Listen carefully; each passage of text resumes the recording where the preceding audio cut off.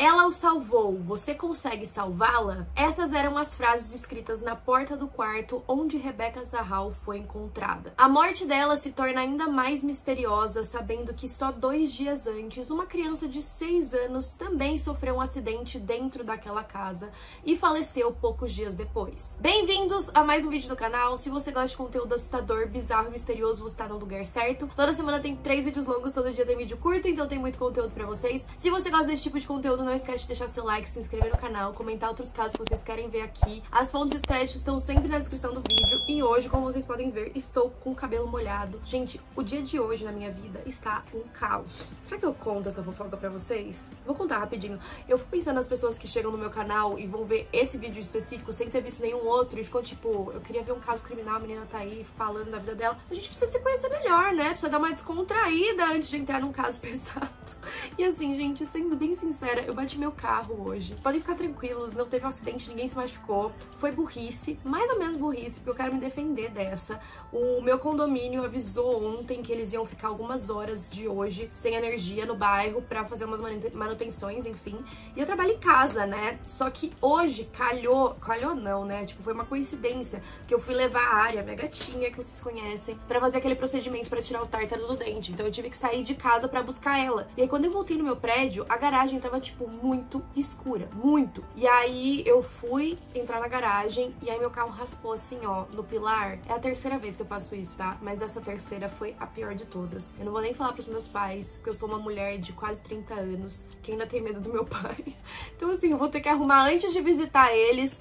E tá caótico, gente, tá caótico. E é por isso também que a Área e o Frodo não estão aqui comigo gravando. Vou deixar um videozinho aí deles pra vocês matarem a saudade, mas eles estão dormindo ali na cama do lado, porque, né, a Área ainda tá nos efeitos da anestesia. Você vai gravar, tá bom? Pode ficar aí, vocês dois dormindo, tá? Lindinhos.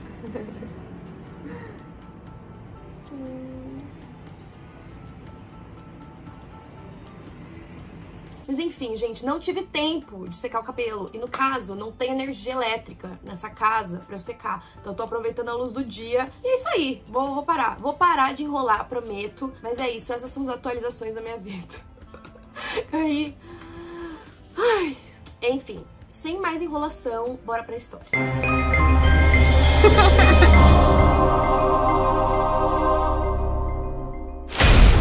Deixar um aviso pra vocês que esse caso tem alguns conteúdos sensíveis, no sentido de que eu vou tentar falar palavras mais amenas para que o YouTube não bloqueie esse vídeo, não coloque restrição de idade nem nada. Então, eu imagino que quando eu falar as palavras, vocês vão entender o que eu quero dizer realmente, mas é por isso que elas vão estar diferentes. Tudo começou no dia 11 de julho de 2011. Uma mulher chamada Dina começou a receber umas mensagens de texto bem perturbadoras. Era o ex-marido dela, o Jonah, avisando que o filho dos dois, de 6 anos de idade, chamado Max, tinha sofrido um acidente terrível, caiu das escadas e estava no hospital. A Dina fica desesperada e imediatamente vai encontrar o ex no hospital e chegando lá, ela se depara com uma cena horrível. Ela não esperava que o acidente tivesse sido tão grave. Ela vê que o filho dela tá num ventilador, ele tá em coma induzido e ele parece muito mal. Naquele momento, ele ainda tinha algumas esperanças de viver. Apesar disso, os médicos estavam bem preocupados, porque os ferimentos, principalmente na coluna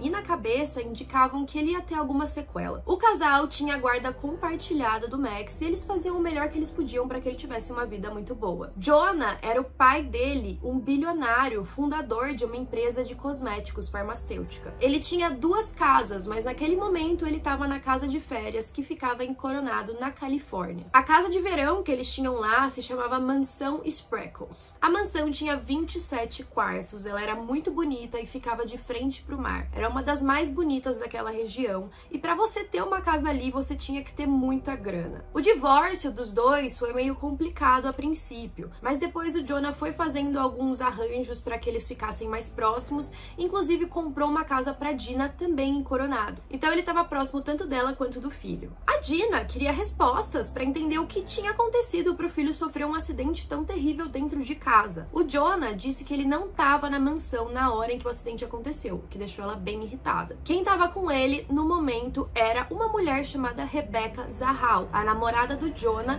junto com a irmã mais nova dela, chamada Zina, de 13 anos. De acordo com a Rebecca, ela estava no banheiro e o Max estava brincando. A Zina estava se preparando para tomar banho. Enquanto a Rebecca tá no banheiro, ela diz ter ouvido um barulho terrível e ela vai até a sala principal da mansão e encontra o Max deitado no chão. Ao lado dele tinha o lustre que estava pendurado no teto e caiu. Apesar disso, o lustre não caiu em cima do garoto. Ela disse que não parecia que ele estava respirando. De acordo com ela, ela tentou procedimentos de primeiros socorros e gritou para Zina ligar para a polícia. Foi aí que o Jonah chegou, ele tinha acabado de voltar da academia e já vê os paramédicos entrando na casa. A polícia decidiu fazer uma investigação, é claro, principalmente por ser uma criança. A primeira pessoa que eles conversaram foi a Rebecca. Ela parecia estar bem em choque e ela não estava conseguindo dar muitos detalhes do que aconteceu. Ela comentou que estava no banheiro, que quando chegou ele já estava no chão e também comentou que quando ela estava segurando ele falou algumas coisas e a única coisa que ela entendeu foi a palavra Ocean, que é o nome do cachorro do Max. A Zina, irmã da Rebecca, quando deu depoimento, aparentemente falou que a Rebecca, quando os paramédicos chegaram na casa, falou para ela: não abre a porta. O que era um pouco estranho. O que os policiais tentaram entender do acidente ali de primeira, sem ter uma noção de todas as evidências, é que provavelmente o Max estava brincando no segundo andar e aí ele caiu da escada e enquanto ele estava caindo ele deve ter tocado ou tentado segurar no lustre que acabou caindo junto. Também dava para ver que o Max estava brincando com um patinete que ele tinha e isso poderia ter ajudado no acidente. É claro que a família da Dina imediatamente foi para cima da Rebecca para falar que ela tinha causado aquilo. O Jonah tentou defender a namorada. Naquela noite, a Rebecca confessou para a irmã dela, a Mary, que ela estava bem preocupada e chateada. Ela parecia estar muito ansiosa e não é para menos. Imagina uma criança de 6 anos sob os seus cuidados que sofre um acidente terrível e tem que ser colocada em coma induzido. Eu imagino que a relação da Dina com a Rebecca também não era das melhores, principalmente porque o Jonah estava namorando ela, que era muito mais nova que ele. Então tinha um certo preconceito da Dina dele ter arrumado uma namorada mais nova. E ela falou pra Mary que ela achava que a Dina ia matar ela. E ela falou isso várias vezes.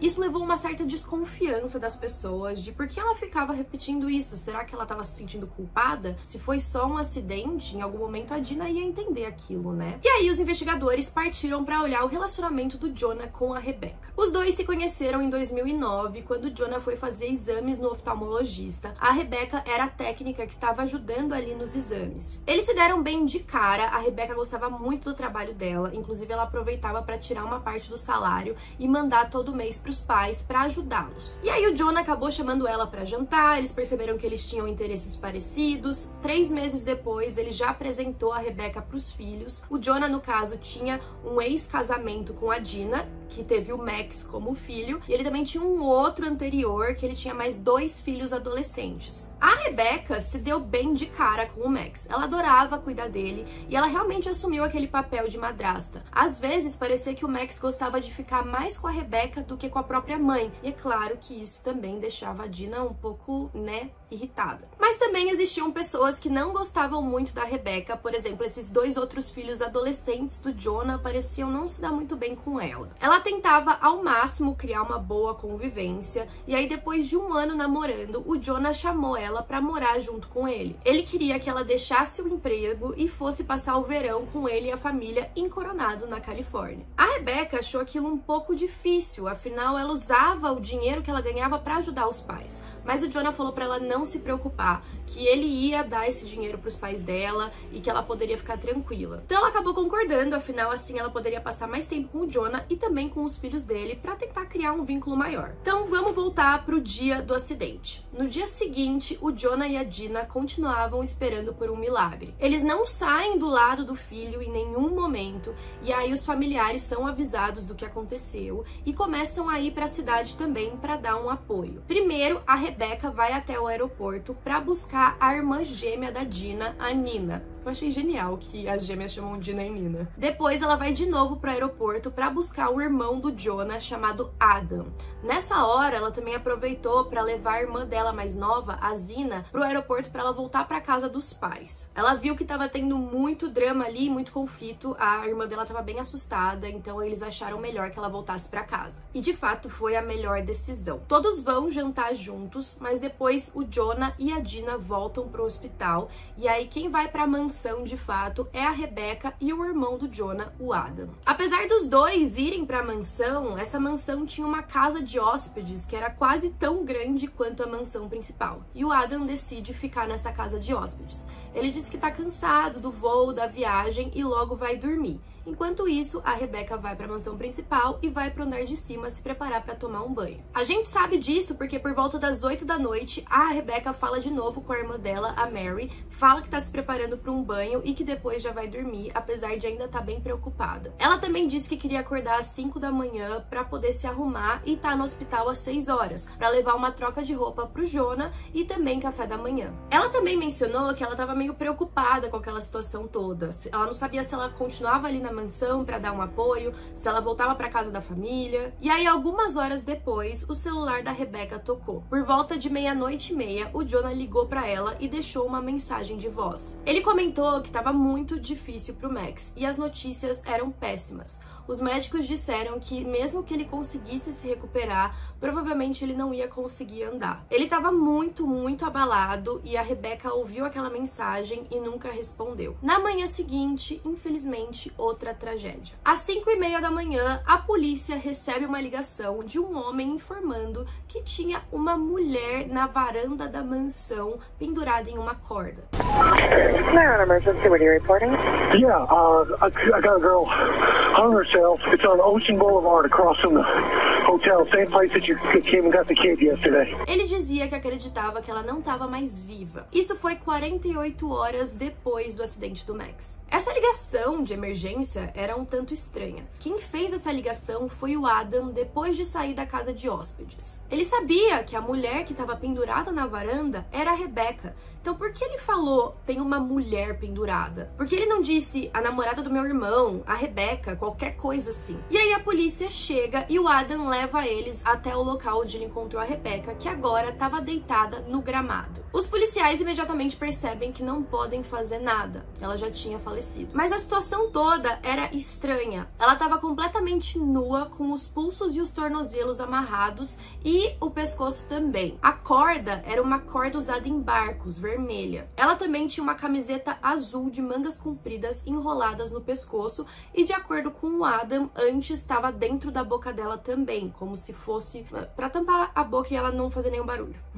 Basicamente, eu esqueci o nome disso. A hora da morte foi mais ou menos 3 da manhã. Os pés dela estavam sujos de terra, tinha tinta preta nos seios e na parte interna da coxa. Também tinha um pouquinho de sangue. E não tinha nenhum sinal na casa de entrada forçada. Então os investigadores imediatamente começaram a prestar mais atenção no Adam. Afinal, ele era a única pessoa presente na casa na hora que aquilo aconteceu. Quando interrogado, ele disse que acordou na casa de hóspedes, foi até a mansão principal para procurar café da manhã. Foi aí que ele teria visto a Rebecca. Então ele foi até a cozinha, pegou uma faca, depois pegou uma mesa para conseguir subir e chegar até ela, cortou a corda e colocou ela no chão. Ele disse que tentou procedimentos de primeiros socorros e depois contatou o Jonah no hospital. E aí, quando o Jonah atende a ligação, depois que ele desliga, a Dina pergunta o que aconteceu, ele conta e ele fez um gesto muito esquisito. Ele basicamente pega as duas mãos, como se ele estivesse segurando uma faca, e coloca assim contra a barriga. Tipo, simulando como se alguém tivesse se cortando. E depois ele diz, honra asiática. Até hoje ninguém sabe por que ele teve essa reação. O Jonah começou a acreditar que talvez a Rebecca ouviu a mensagem sobre o Max, ela ficou muito perturbada, se sentiu culpada e responsável por aquilo, e por isso teria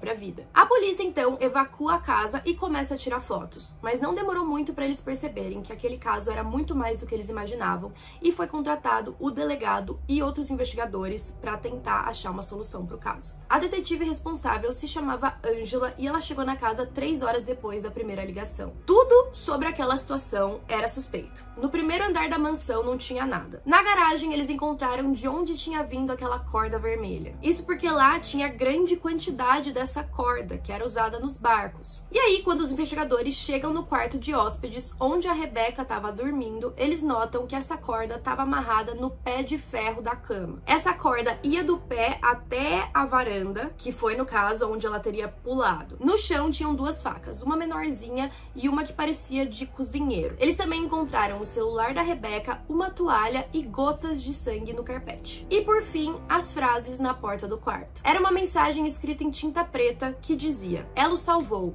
Você consegue salvá-la?" Ficou bem evidente que aquela mensagem estava se referindo a Rebecca. Afinal, ela teria tentado, pelo menos, salvar o Max. Foi ela que prestou primeiros socorros para ele quando ele se acidentou e também quem chamou a polícia e os paramédicos. Mas quem tinha escrito aquilo? Que mensagem era aquela? No chão também tinham 2 pincéis, um deles usado para pintar a mensagem na parede e a tinta preta que tinha vindo do próprio kit que a Rebecca usava para pintar. Outra coisa que tinha no quarto, bem estranha, era um livro sobre bruxaria. Dentro do livro tinha um desenho de uma mulher amarrada exatamente da forma em que a Rebecca tinha sido encontrada. E as únicas impressões digitais encontradas no livro eram da Rebecca. Então eles pensaram, putz, será que ela usou o livro como inspiração para fazer isso com ela mesma? O Adam foi levado para a delegacia e ele parecia cooperar o tempo todo, apesar dele ser meio esquisito. Ele falava pouco, o tempo todo ele falava não sei, não me lembro.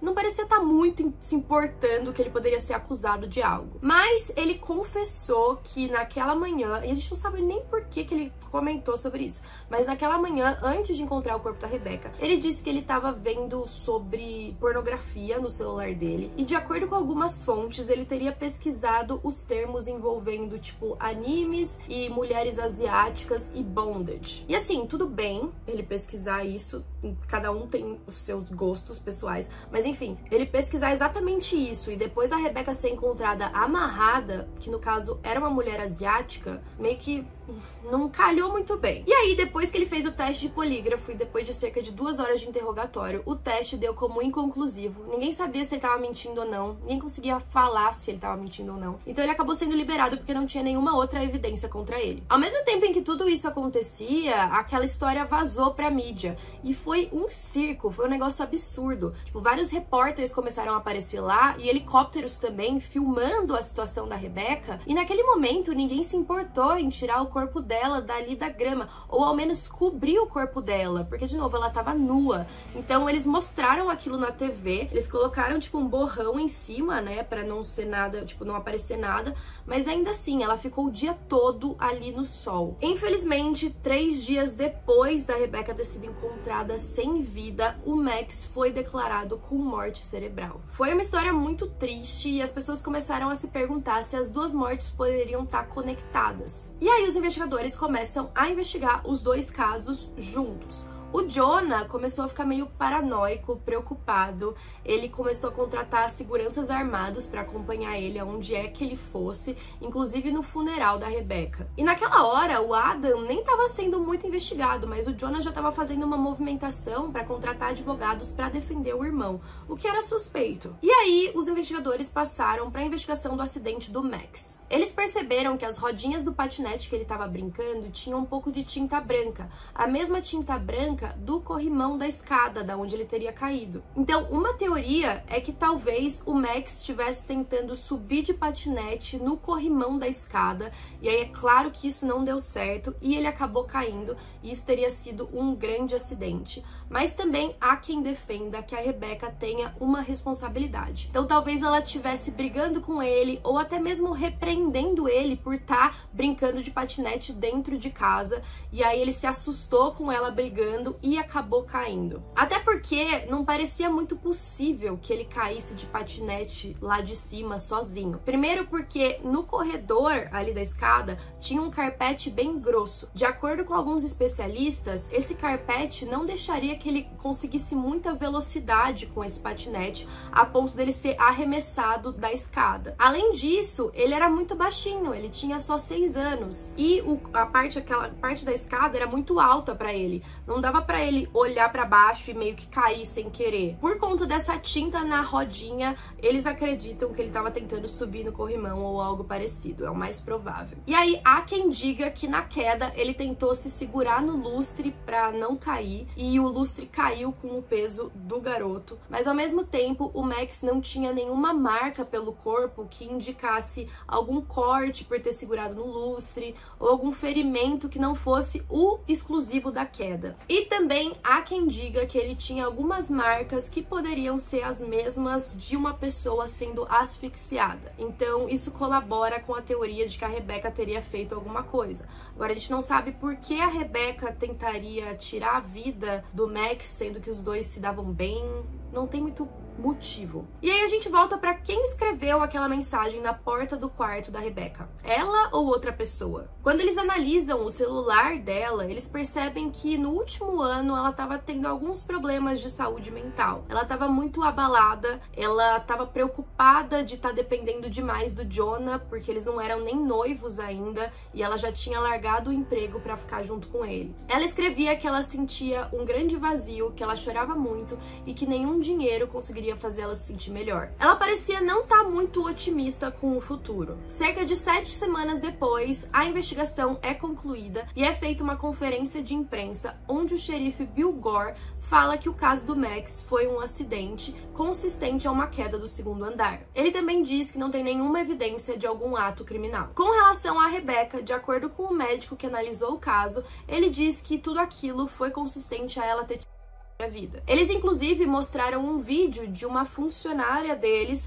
que teria mais ou menos a altura e peso da Rebecca, se amarrando como a Rebecca teria feito sozinha para mostrar que aquilo era possível. E eles acreditam também que o motivo da Rebecca estar com a camiseta na boca é que ela mesma colocou para evitar que ela gritasse e alarmasse alguém. E na mansão só foram encontradas impressões digitais da Rebecca. Não tinha nenhum indício que tinha alguma outra pessoa na cena. Os casos foram encerrados, mas nenhuma das famílias estava aceitando aquela solução. E aí a gente tem algumas coisas controversas, é claro. Primeiro a gente vai falar da Dina, que decidiu contratar uma investigadora particular para investigar a morte do filho. De acordo com a autópsia, tinham vários outros ferimentos embaixo dos olhos, na cabeça, nos ombros, que indicavam outra coisa além da queda. Eles também se lembraram do que a Rebecca disse, que o Max falou a palavra Ocean, que ele chamou o cachorro. De acordo com essa investigadora, pelos ferimentos que ele tinha, o Max não seria capaz de fazer nenhum som. O próprio médico acredita que a Rebecca mentiu. Essa investigadora particular acreditava que parte da culpa era da Rebecca, que talvez o Max estava daquela forma que eu falei pra vocês, no patinete. A Rebecca foi repreendê-lo e aí ele acabou caindo.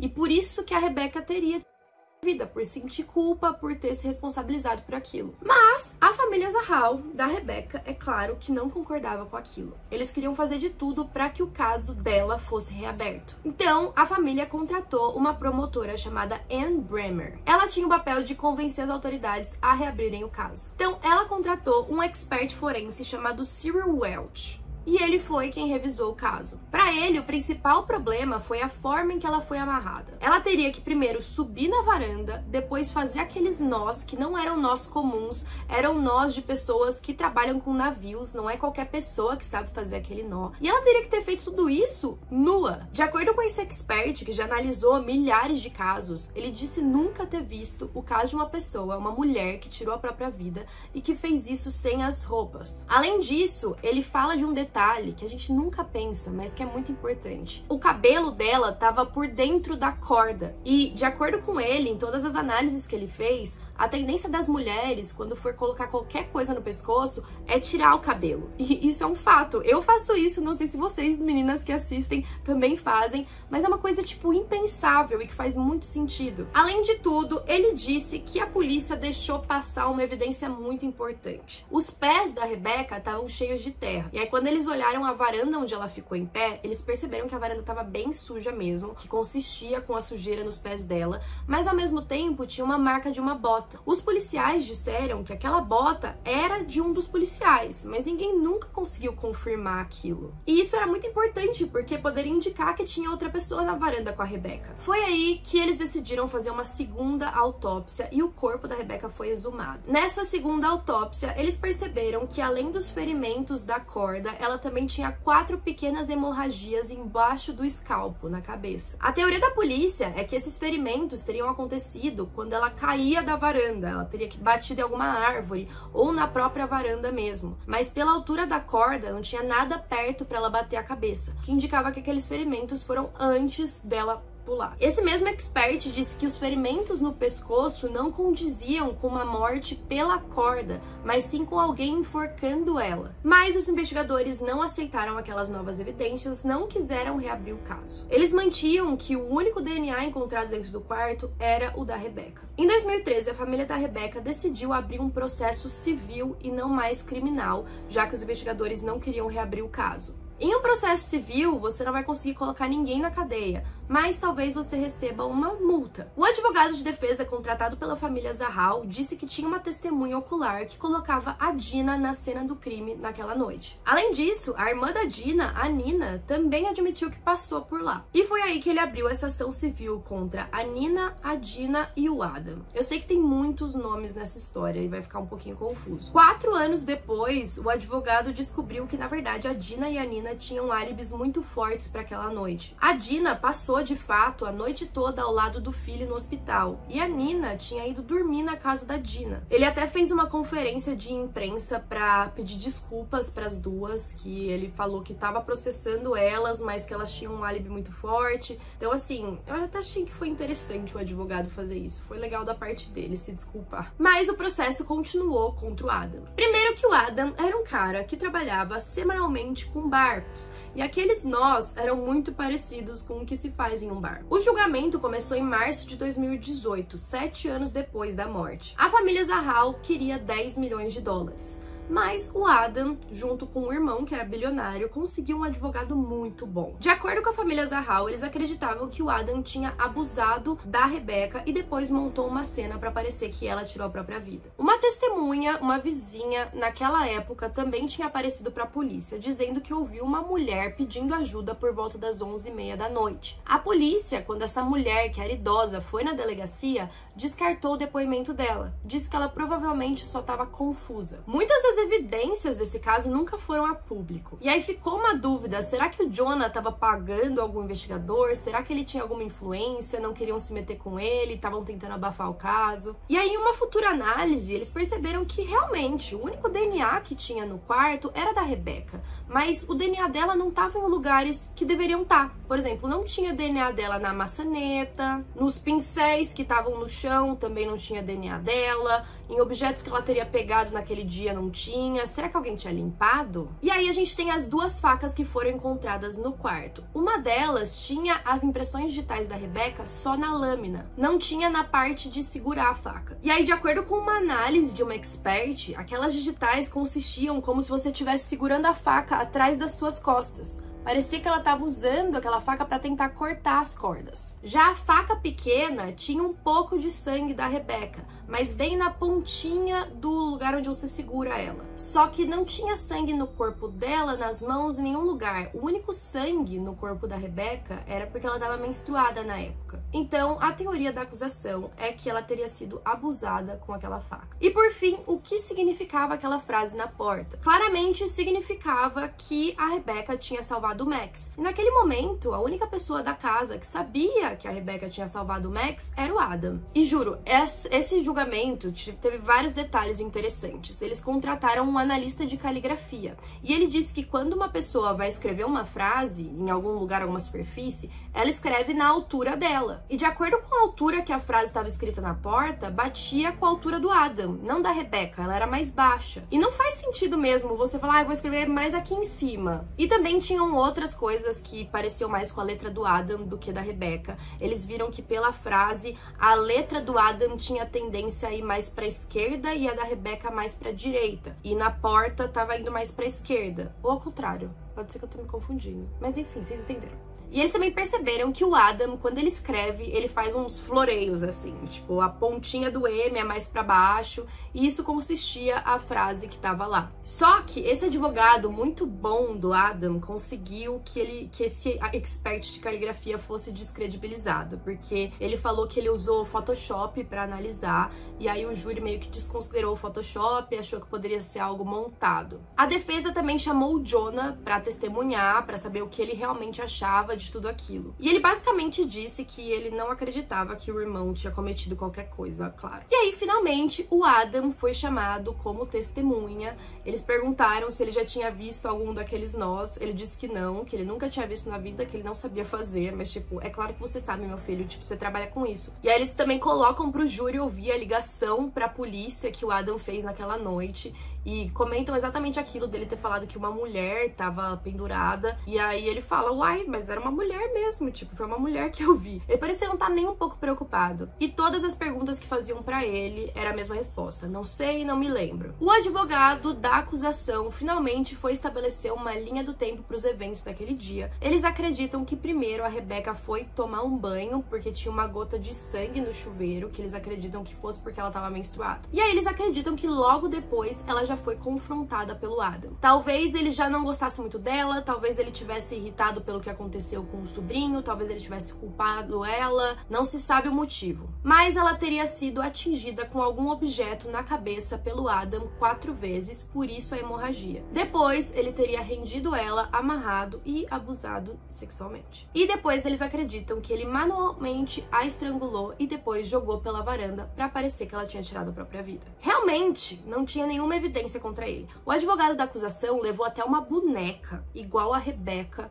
e simulou a forma que ela tava amarrada. Foi um negócio assim, tipo, eles fizeram de tudo. Mas o júri considerou o Adam culpado. A família Zahal ganhou cerca de 5 milhões de dólares. E eles nem estavam buscando mesmo dinheiro, porque eles sabiam que o Adam não tinha grana. Quem tinha grana era o irmão dele. É claro que eles ficaram felizes de ganhar milhões de dólares, isso é óbvio, mas eles queriam provar que a morte da irmã da mulher ali da família deles não tinha sido em vão. Logo no dia seguinte, o Adam fez uma conferência de imprensa alegando a inocência dele e ele parecia não estar nem aí pra família. E aí, com o resultado da ação civil, eles decidiram ir até os investigadores pra falar, tá, agora vocês querem abrir, né, a ação criminal pra, de repente, alguém ser preso e tudo, mas os investigadores falaram, eles até reabriram por um tempo, mas depois eles fecharam de novo, ainda acreditando que a Rebecca tinha tirado a própria vida, o que é bem estranho. Eles sabem que tem uma ação civil que foi, tipo, procedente, que tem novas evidências e mesmo assim eles não quiseram aceitar. Apesar da gente ter uma semi-solução, ainda existem muitas perguntas. A Dina até hoje ainda quer descobrir o que realmente aconteceu com o filho dela, por exemplo. Outra coisa que eu esqueci de mencionar que os investigadores encontraram foram calcinhas no lixo da casa de hóspedes em que o Adam estava dormindo naquela noite, que não foram testadas por DNA para descobrir se teve algum abuso sexual, que também foi um erro muito grotesco da polícia e que faz as pessoas pensarem que tinha algum esquema envolvido. Eu, particularmente, na minha humilde opinião, acredito que talvez tenha sido um acidente terrível que aconteceu com o Max e talvez a Rebecca tenha alguma influência, mas no sentido de, tipo, não ser a intenção dela que ele sofresse um acidente, é claro. E eu acredito que o Adam tem alguma coisa a ver, não acho que ela fez tudo aquilo sozinha. Principalmente eu acho que a gente sendo mulher, as condições, ela tá sem as roupas, enfim, é um negócio muito bizarro, mas eu quero saber a opinião de vocês, comentem aí e até a próxima.